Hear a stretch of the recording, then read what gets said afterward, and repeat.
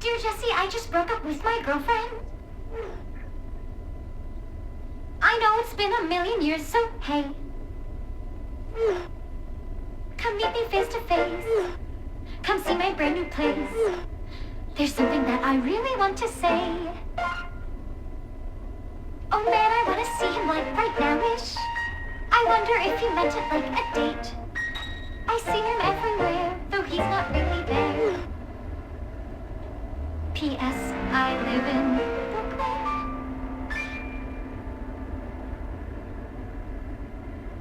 Okay, great. I'm not good at making choices. All I hear is a million voices. Stresses me out thinking which way to go. I wanna go wherever you go.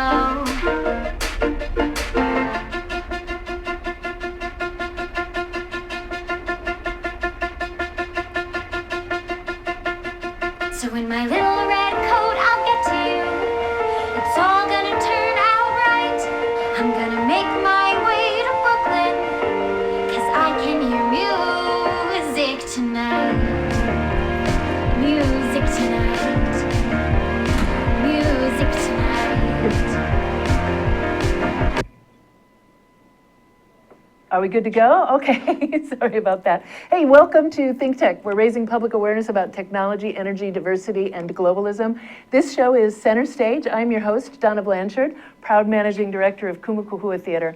We're coming to you live from Pioneer Plaza in the heart of downtown Honolulu, very near Kumukuhua Theater. And I am so elated today that we are going to talk with the young man who is primarily responsible for that adorbs video you just saw, Alan Schmuckler. He is Skyping in from New York City with us. Hello, Alan. Hi. It is so awesome to meet you. A friend of mine sent me a link to your video and said, Donna, you got to see this. Yeah. And maybe this is someone you should talk to on your show. And I absolutely agreed. I went to your Facebook page and found that we had a mutual friend, Mary Bird, thank goodness. Yes. I'm so glad that you were willing to talk with me, and I'm really, I just am in love with the video and the concept of it, and I'm so anxious to hear about everything that led to it and where you're going with it. Sure. Okay, we so get this away, of course. we've got 45 minutes. Just so everybody knows, when they were looking at the video, that was actually Zuri in our control room with the mouse making the choosing. That's not the video is that you get to help write the story you're going to see because you make those choices throughout the video. So it's an interactive musical, an interactive digital musical. Right. So can we start with, when did you initially have the idea for doing something like this? Well, it's September now. We released it, I think, a couple of weeks ago, right, in August. We started working on it in January of this year, January of 2015.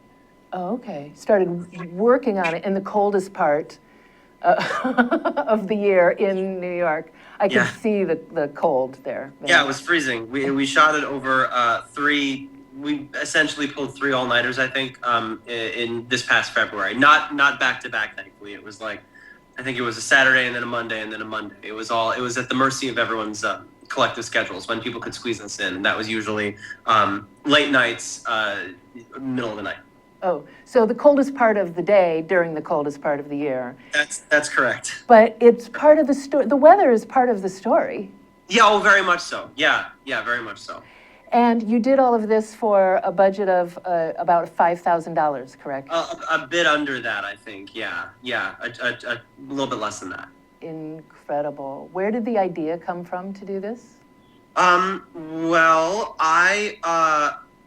where to start? I had been approached by my brother, JJ, who is one of the CEOs of a company called Interlude, which is a digital media company based in New York. They've got offices in Tel Aviv, I think, also, that has this proprietary interactive video software. JJ was seeing another show, a live theater show, a musical show that I had written with my collaborator Dave Holstein in New York over the last holiday season, over November, December, January of 2014, 2015.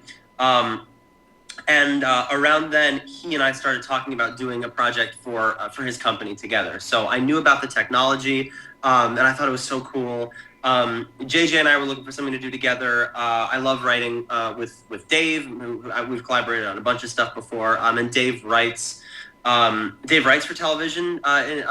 He writes for an HBO show called The Brink right now, and he's written for Weeds and Raising Hope and a bunch of other great shows.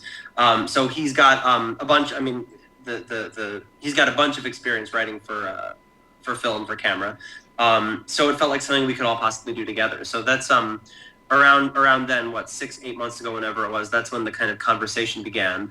And then the idea for the story itself, I've been here in New York. I've been living here as an adult for only about 2.5 years. I'm from here originally, but I lived in Chicago for my 20s essentially and worked there. So I've only been living back here for about 2.5 years, and I wanted to write something that felt like the city to me so far, kind of grand and romantic and mysterious and threatening and imposing and kind of potentially getting you down at every chance it can, but that one can rise above and one can succeed in despite the obstacles. So I wanted to write something. I wanted to write something that felt like New York to me. Well, you did. You made me want to go there. Oh, good. Even despite the freezing weather and all the obstacles. Living here in Honolulu, it's very easy for me to romanticize that. Yeah. I promise the cold it just becomes cold really fast. Yeah. I usually get back to the Chicago area for the holidays, and I get just enough, and then I'm ready to come back here. But... Oh yeah. Well, take it from someone who lived there for over a decade. It's Yeah, it's totally romantic for about as long as like the holidays, and then it just gets pretty oppressive. Yeah. In the video, you really, Sorry, I swear you can smell the that there's a quality to frigid cold air that you can smell. Oh sure. You did such a lovely job with fairly inexpensive equipment, also, right? Well, that's right. Here's the cool thing. And I'm a fairly, I don't want to say, thankfully, not a novice filmmaker anymore, but my background is primarily in theater and musical theater, so I was learning a lot as I was going. Omri Angel, who was our DP and our editor, has much more of a film background, so he was instrumental in teaching me a lot as we went. We used a fairly, not inexpensive, but a fairly commonplace Canon 5D to shoot it. And then the trick I learned is we rented 3 really nice lenses. All the exterior shots, which are most of the shots in the short, we used entirely natural light, like 100% natural light. Light from on the subway, waiting on the platform. Natural lamps and light fixtures outside. The final scene where she meets him in Brooklyn, that's downstairs in front of my building, and that was all just the natural lighting fixtures outside my building. So I learned a lot about how if you get the right lenses, the nice ones just drink in the light and make it not easy, and there's a very shallow depth of field, so you don't have a ton of elbow room when it comes to keeping what you want in focus. But as long as you are hitting your marks and being specific about what's in focus in your frame, the lenses let in a lot of light and they make it look just gorgeous. And then also New York is romantic. New York, I was talking to another good friend of mine about this process, and we were commenting how you point a camera anywhere in New York and it's gorgeous, because New York just has such richness and texture and history and character to every building, every corner, everything. It's not to over romanticize, but it is a very romantic and full city, and that was one of the things that made me so excited about setting so much of this short out in the city, because wherever you go, you frame your subject, and it looks kind of gorgeous, and it's very evocative. Yeah. Well, and we have everyone in the United States has grown up seeing movies and television shows that take place in New York. So that there's a memory recall for us that goes on with that. Very much so, and specifically, I was excited about trying to evoke the New York that I see in like the work of Louis C.K. and Lena Dunham and Girls, and that kind of more like vaguely like hipster millennial New York, where it's like we're just going to point a camera at New York, not the kind of gorgeous, maybe overtly romanticized New York of Sleepless in Seattle, of movies like that, but the kind of more like neurotic Woody Allen-ish, Louis C.K.-ish New York, where it's like this is New York and it's kind of grungy and it's kind of gorgeous, and take it at face value, because it at face value is very evocative. It is. Yeah. So when you decided, okay, this is all of the stuff that I want to portray, did you sit down to write the music yourself? I did. The way it worked was of the two of us, me and Dave. Dave is the structure guy. Dave, because he writes for TV and just because of the kind of wonderful writer he is very invested in and very keyed into structure, the order of events and how they play out and how that evokes an exciting story. Without that structure, I'm kind of lost. I write music and lyrics, but the music and lyrics are kind of the muscle and sinews and like juicy bits on top of the structure, which is the bone. And without the bone, you've just got, just a pile of meat, So Dave and I worked, we had a couple of writing sessions remotely via Skype, I think FaceTime, because he lives in LA and I live in New York. So we FaceTimed a couple of times to talk about what might this be about, and we bandied around a couple of kind of big picture ideas for, it's set at a party, it's set here, it's set there, and what would that be? And we kind of play it out a little bit. Once we hit on the idea of it's out and about, and she hasn't seen him in a long time, and she's going to meet him, and she goes out into the cold, forbidding city to try to get to him. We kind of together pitched out a proto version of what the kind of big picture story might look like. And then Dave came back to me with a 1.5-page treatment, essentially, super rough around the edges, just for his and my reference, basically playing out every version. She grabs either the red or the green coat, and if she grabs the red, then this happens, which leads to this. If she grabs the green coat, then this happens, which leads to this. And then if she gets in the cab, then these are the options. If she gets on the subway, these are the options. Just kind of playing it out. I then took that 1.5-page document and wrote the musical screenplay. So I then sat down with it. Actually, before that,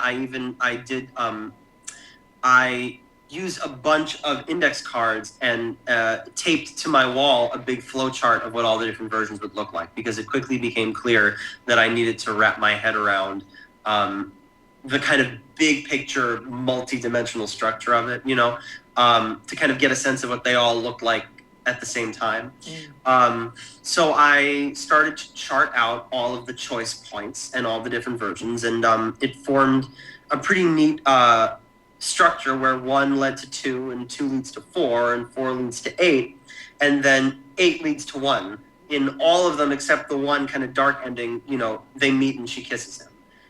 So it felt important for me to understand, and there was something thematic and there was something about what we were trying to say about understanding that she makes all of these choices and the paths fork out in a million directions, and then assuming she doesn't hit the dark ending and give up, she makes it and she kisses him, and life plays out the way it's meant to.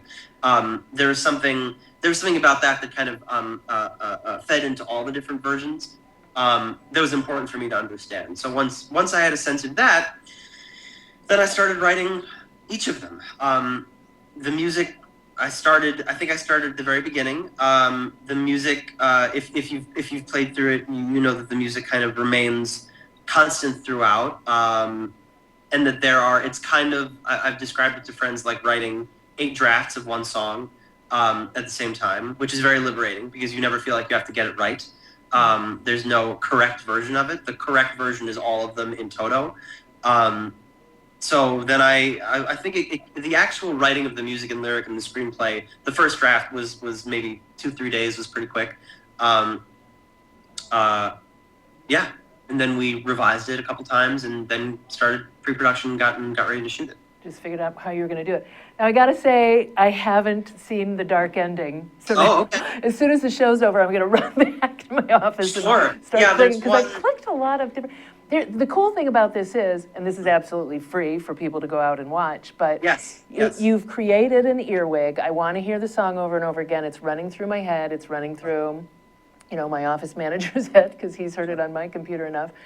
But also, because you change the story a little bit with and sometimes a large bit with the different choices you make, Right. you want to just keep watching it over and over and over again. And both you and, who's the young lady who plays the lead?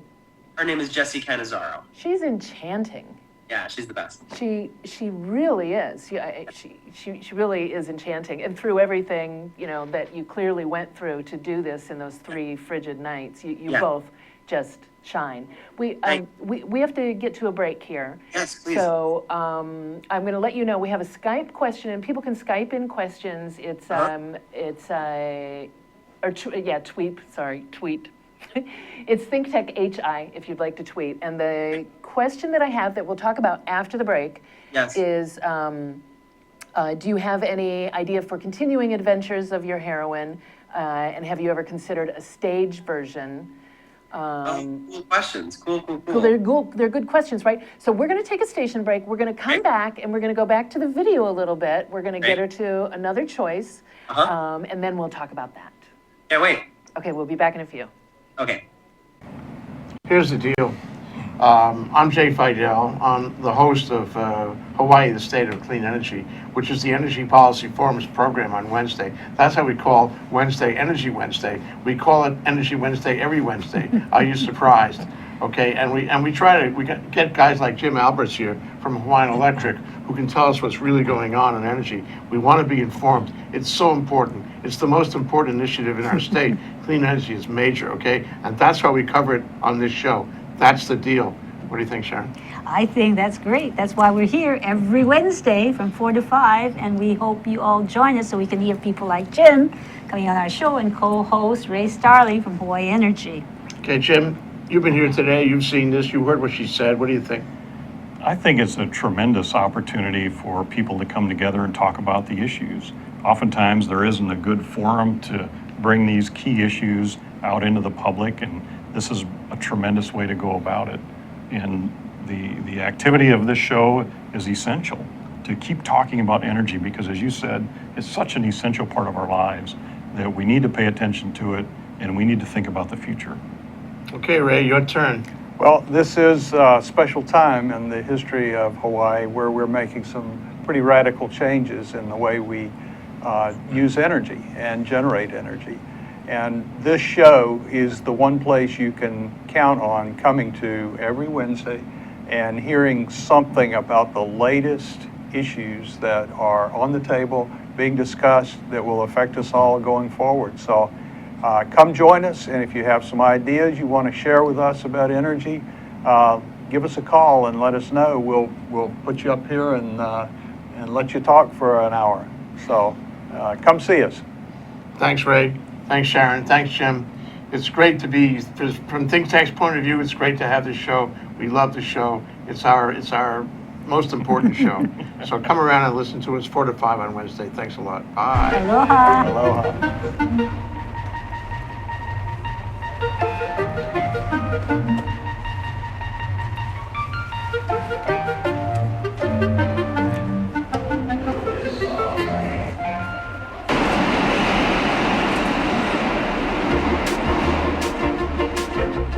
Guess I'll wait for an awful Uber.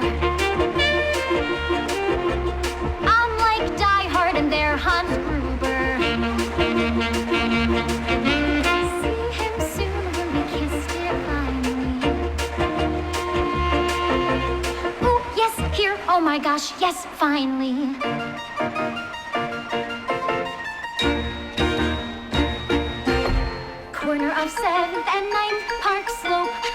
way to tunnel to him, I hope. Step on it kindly and don't make me shout. We'll get there quickly, oh, I have no doubt. Зерсиво вновь на гардне в ногу вдав, в снеге воднёр не водно в обмав.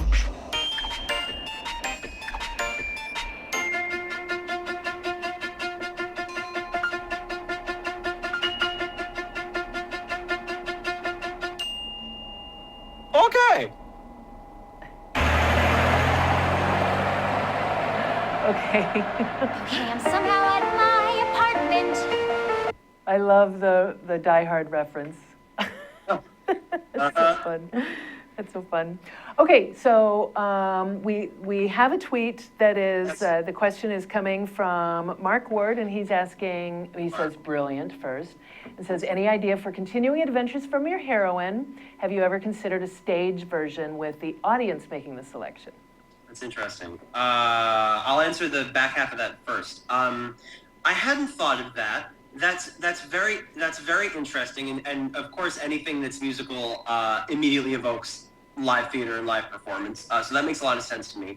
I mean, who knows? Maybe one of the things that got me so excited about doing this is that it felt like an untapped potential, and that it was kind of it was doing something I hadn't seen before. So A, I'm excited about any and all possibilities for it moving forward.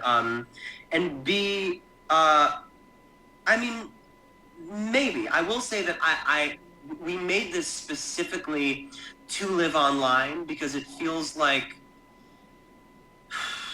the content that I get, I don't want to say the most excited about, but content that I find myself getting excited about these days tends more and more to live online. It feels like where the center of the kind of, I mean, I'm not the first person to say this, but where the center of the global conversation is. Yeah.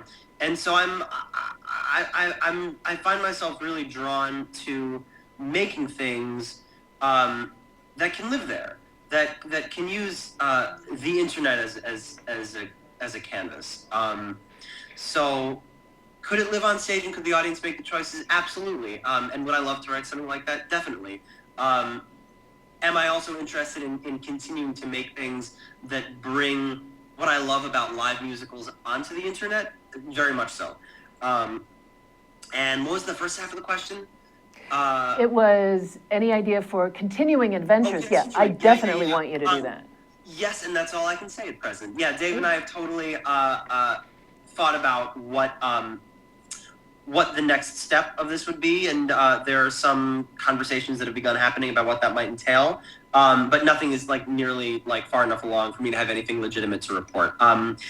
In theory, at least, yes, definitely. I would very much love to see what happens next with this girl and with this guy, and certainly with using musicals and interactive video to tell stories in ways that people haven't seen before. So hopefully there's a future for all of that for all of us. Oh, there is. Yeah, we definitely want to see it. As soon as I watched it the first time, I wanted to see where you two go next with that.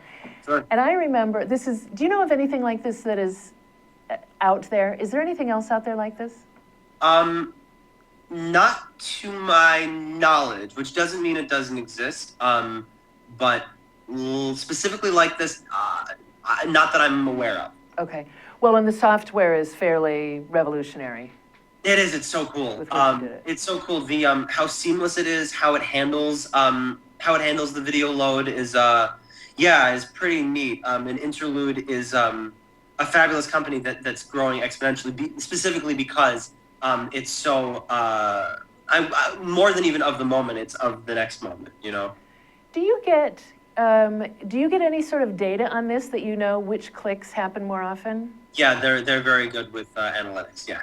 Oh, well, that's the cool. So it doesn't only have applications in entertainment. There's a lot of thought applications here. Oh yeah.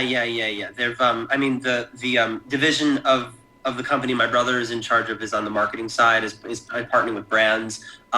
They've done some really fabulous campaigns to engage with audiences in ways that people haven't seen before, because the audience retention is just numerically, like the numbers are so much higher because of this degree of interactivity.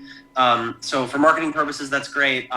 There's another wing of the company that develops music videos with musicians and artists in that sphere, which is really cool, and has great applications for both art and just user engagement. There's a million ways you can use it, and they're exploring all their options beautifully. They're on it. Well, how awesome for your brother that he has you to help him with the marketing of this product. You're a perfect How match. awesome for me that I have my brother to bring me into this fold and to work with. My brother JJ, who was playing the saxophone in the video, by the way. Oh, I was going to ask who's playing that saxophone. Yeah, that's JJ. Oh, cool. So is that where, was Interlude the sponsor of this for you? Is that how you made it happen? Not the sponsor, but we worked closely with a few members of their team who gave very generously of their time, talent, and resources to help make it happen. Are you looking for the way to monetize this? This specific thing that you've seen that we're talking about, no. Part of the goal of this was we are making this thing. What do you think about this universe? You know, as opposed to come pay for it to see it. The company certainly uses the technology and monetizes it when they pair with other folks. I can only speak to that to a certain extent. My brother would know a lot more than I about it. And for future projects down the road, sure.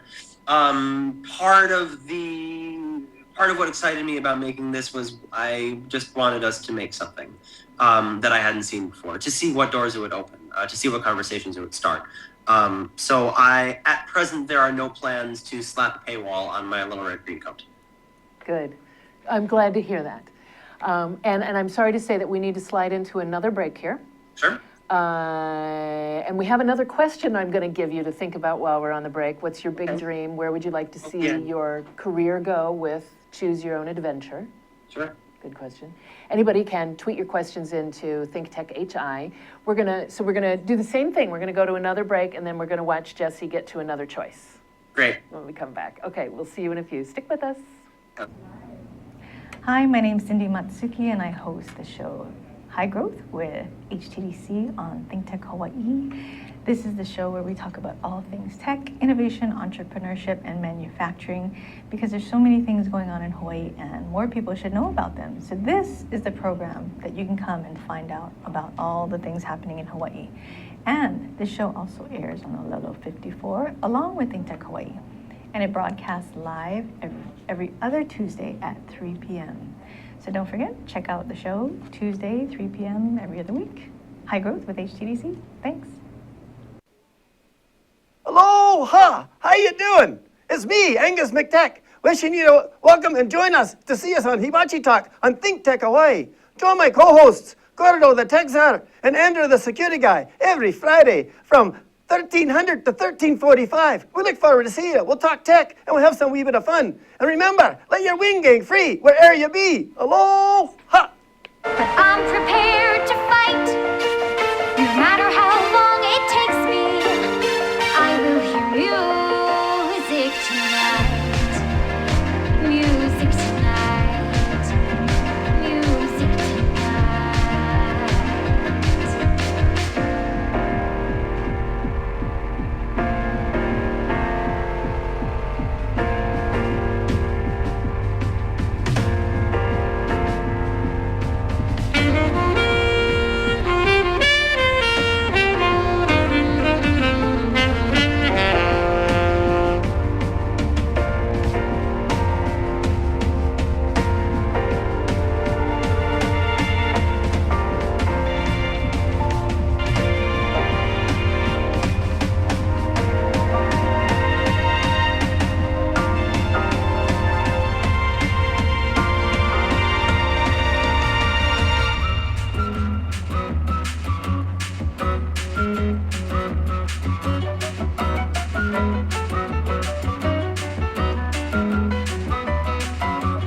Hey, you're here, this is unexpected. No, it's as your text directed. Late night texts are my favorite pastime. Have I changed since you saw me last time?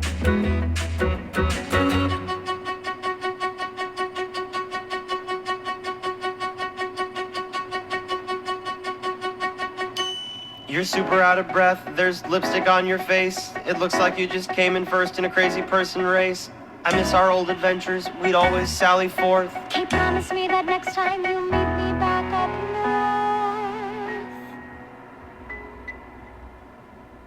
Yeah, Life is full of choices, they're never black and white. I must have chosen wisely, 'cause I can hear music tonight. And though it's been forever, and you've been out of sight, even in the silence, I can hear music tonight. Music tonight. Music tonight. Nice coat.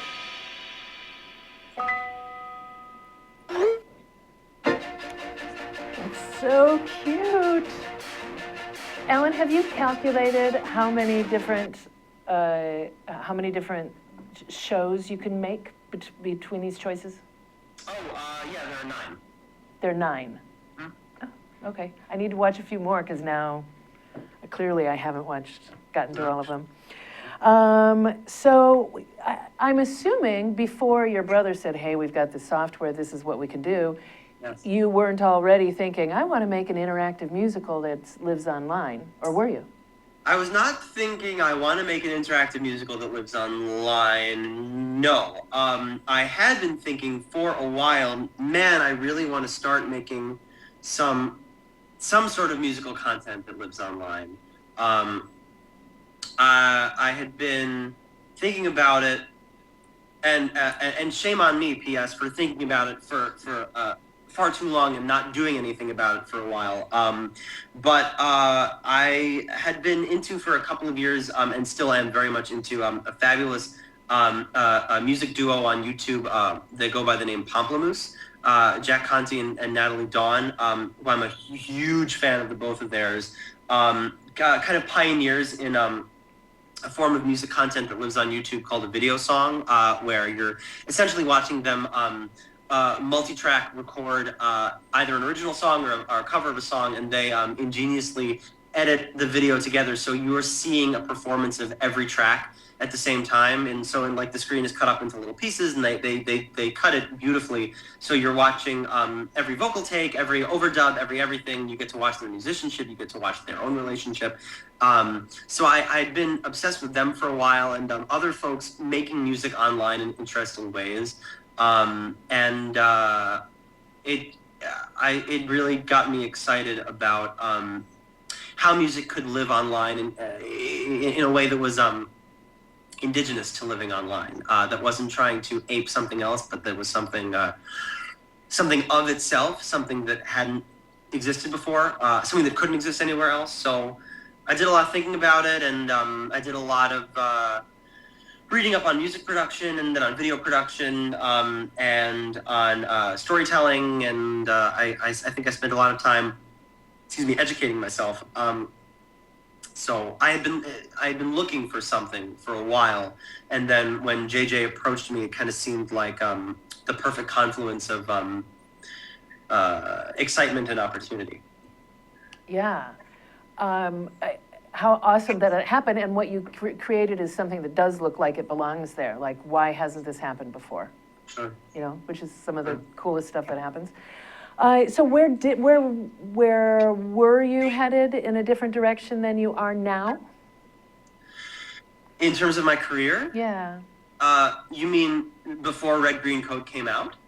I think I am still headed in the same direction, which is towards one hopes greater and greater uniqueness in my work, work that feels more and more like me, work that feels more and more like it couldn't be done by anyone else, work that I enjoy more and more, that I am more and more satisfied with.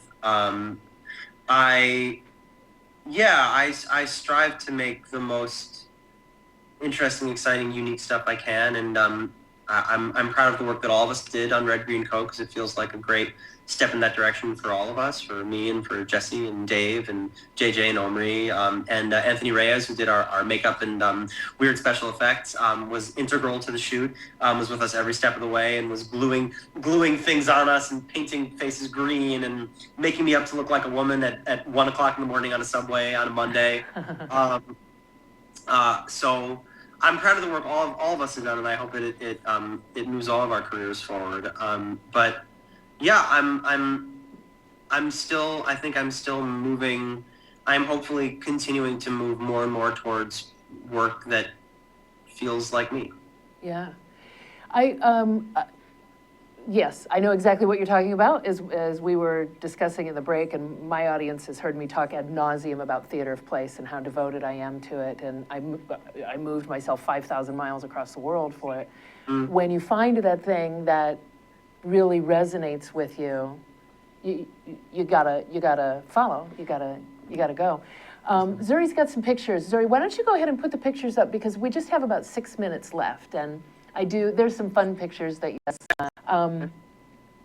so do you feel like it is important to you to, I think that what you've created opens up a world of musical theater to people who may not get to it otherwise, because you've made it fun and so accessible. Is that part of you? What do you mean, is that part of me? I mean, is that part of making theater, making things that are you said? Oh, I see. Yeah.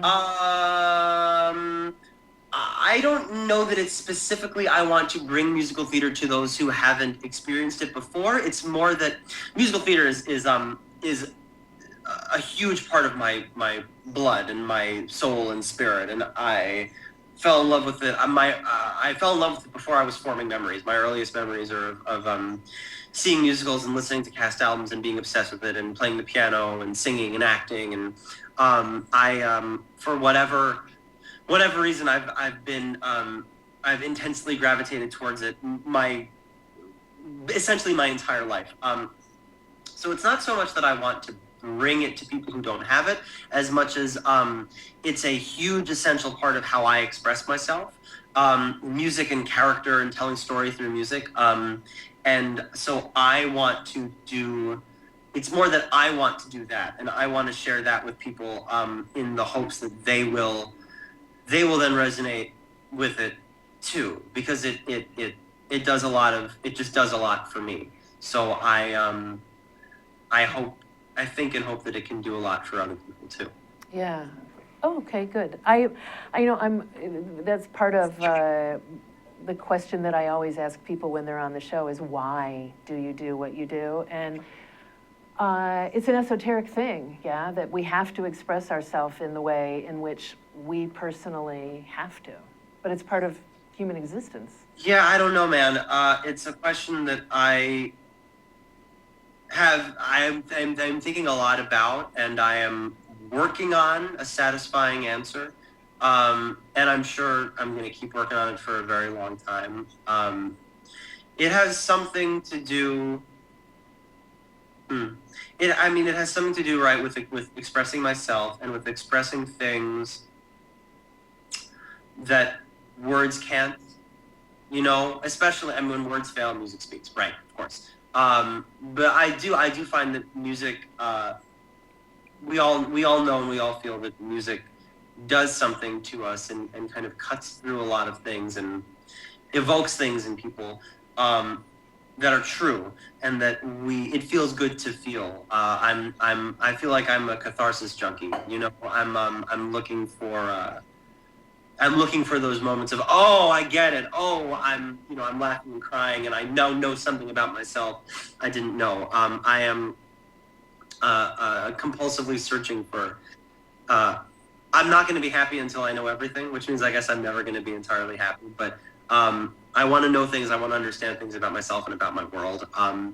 And so the best I can tell you now is I'm striving to understand more about myself and share that. And hopefully, if other people can get some catharsis and know something more about themselves that they didn't know, and get something inside of them moved around, they might be a little happier, and that would be awesome. Oh, that was a fabulous explanation. And I have to tell you, I've got like 1 minute left here. Yep. In almost 2 years of doing this show, that's probably the answer that resonates most closely with me is that I see it. That feeling is like no other, and that is part of what I get from art. Yeah, sure. Thank you so much for taking so- time out of your evening in New York, Alan. It's been, I really appreciate the art that you have brought to us. I appreciate the conversation, and I'm looking forward to so much more from you, young man. I'm going to be watching. I appreciate it. It's such a pleasure to chat, and thanks for sharing the love for the video. Absolutely. Yeah. I'm going to thank a few more people now. I'd like to thank our studio overlord, Zuri Bender, who is in my ear and had to do some acrobatics in the booth today. Thank you very much. I would like to thank our floor manager, Nick Sexton, who's right over there, and Jay Fidel, who somehow manages to put it all together. Thank you very much for being here, and we will see you next week on Center Stage.